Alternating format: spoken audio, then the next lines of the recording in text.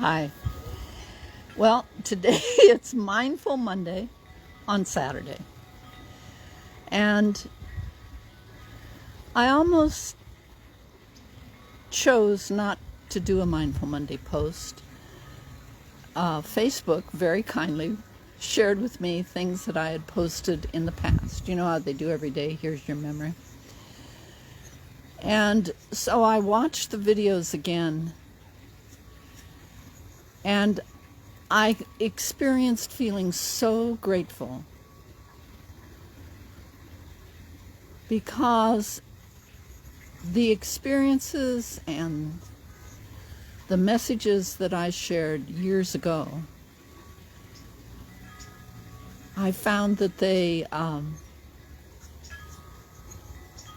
were as true for me then as they are now. And the one that I saw today, and I reposted, was about living in the question. And it's a sacred principle of TR. And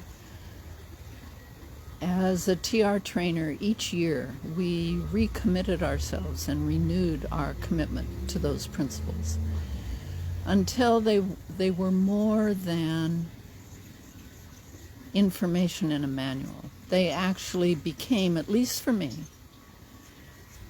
a new foundation on which I built my life. You know how you see those houses that are being restored and they jack them up and they take the foundation out and they put a new one in and they put the house back down?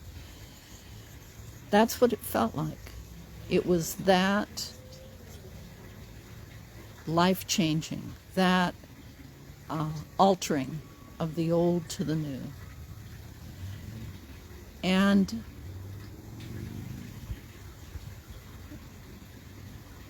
today's post had to do with 3 questions that were asked to me by 3 different people, and how each one of them, they were questions asked under the most ordinary of circumstances. One was asked by a dear friend. One was a question the space asked me. And the third one was a question by a total stranger. So one of the things, of the many things that I've thought of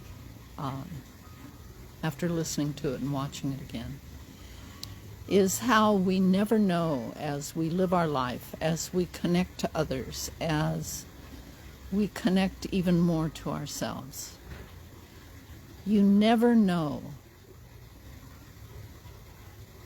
With the next breath, you can have a life-changing experience. Not a big, mega blow everything up kind of an experience. An experience that changes the very foundations of who you think you are. And I know, at least for myself, when I was younger, I thought that those kinds of life-changing events were big things, announced by flashing lights, neons, big events, lots of drama, something that would tell you, here, like the arrow that points, go to this restaurant, go to see this event. But I think often life's most important messages, its greatest gifts, are given quietly with no fanfare. And it is up to us to pay attention, to make the most of that moment, to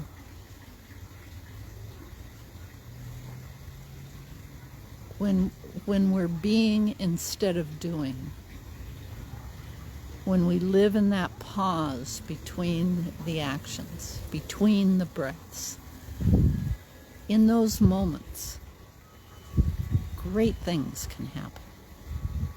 And sometimes, at least for me, I didn't know they were great when they happened.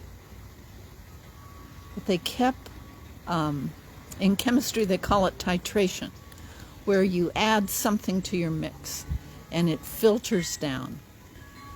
And so, I don't know if any of you remember being in school in chemistry, but you would add the stuff to the solution and you could watch it filter down through the solution until it permeated everything. And sometimes I feel like messages are like that. And when we're still and the message arrives, we're paying attention and we're watching it. When we're really busy and the message arrives, it's still doing its thing. I mean, it's still there. It arrived. We're not paying attention to it, though. And so it may arrive unnoticed.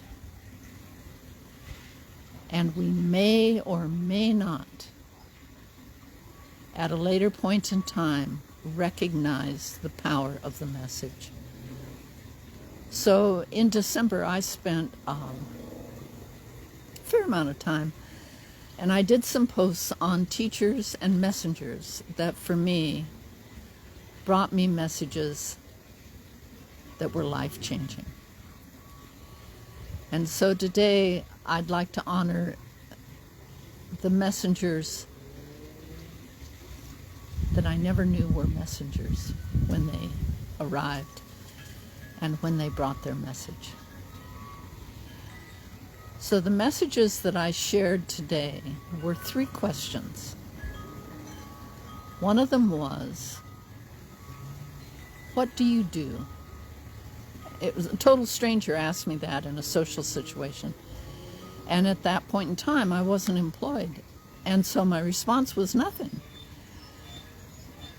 And yet, because I was still enough, because I was present enough with myself, the message kept titrating down. The question kept reverberating.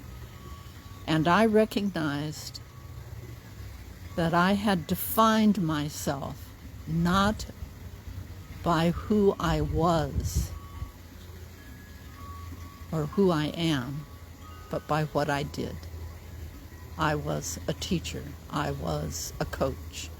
I was a wife. I was a mom. But it was all about the doing, and that was the way I defined myself.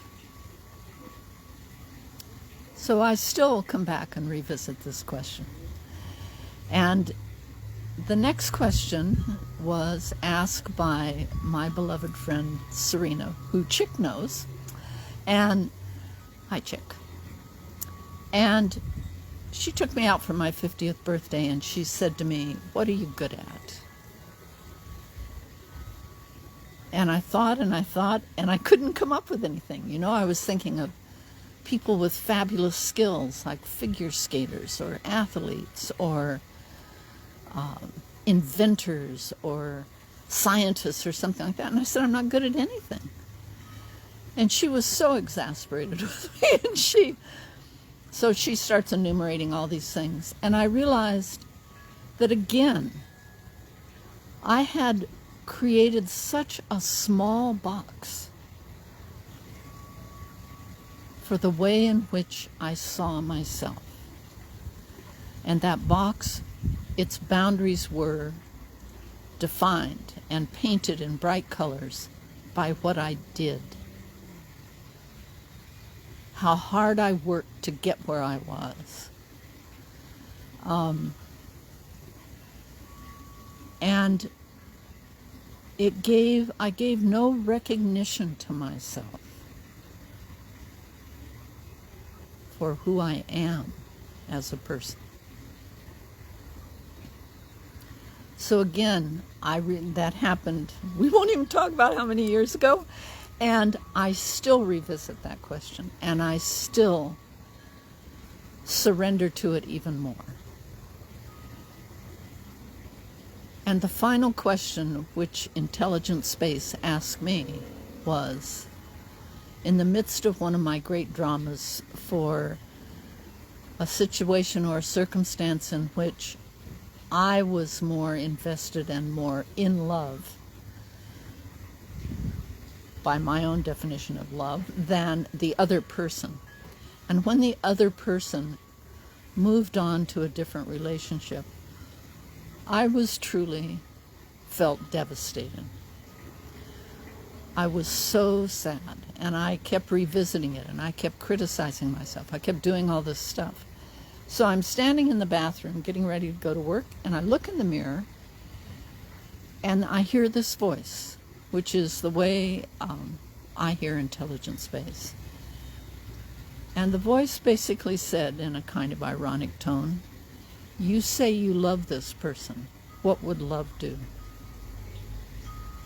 And in that moment, in that question, I could feel my entire thought process stop.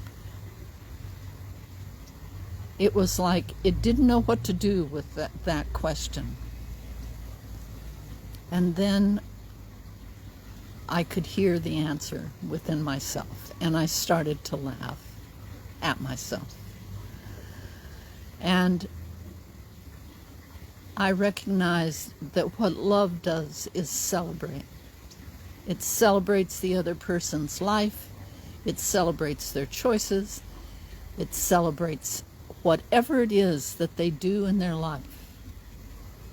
You celebrate them. You don't, that love of the other is not about what the other does for me. If I truly love them, if I truly feel love in my heart, it's not about, does the person love me? Did the person remember this? Did the person do that? Did the person not do that? It's not about that.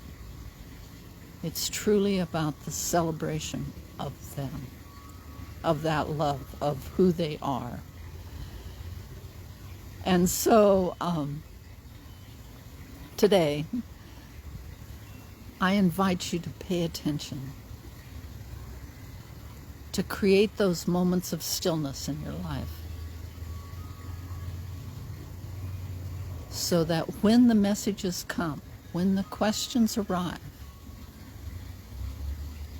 you're aware that they've gotten there and that you can give them some attention. So these 3 stories are part of a book that I wrote called Invocation to Mindfulness. And with each week that I share a Mindful Monday post, I am reminded even more and feel even more gratitude for the way in which life experiences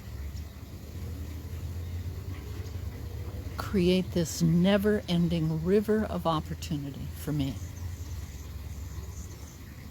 to become even more of who I came here to be. And no matter what choice I make today, with my next breath, I can make a different one. I can go in a different direction. I can make a different choice. I can create a different future. So in these times that are changing faster almost than the speed of light, I invite you to slow down. I invite you to listen and to recognize that some of the greatest messages that you will ever receive for growth, for love, for self-mastery can come in the most ordinary of moments, from the most familiar of people, or from total strangers. Have a glorious day. And I wish to pay honor here to Chick Mormon, who's watching, And I want to name here that his book, Talk Sense to Yourself, literally changed my life. It is the most single practical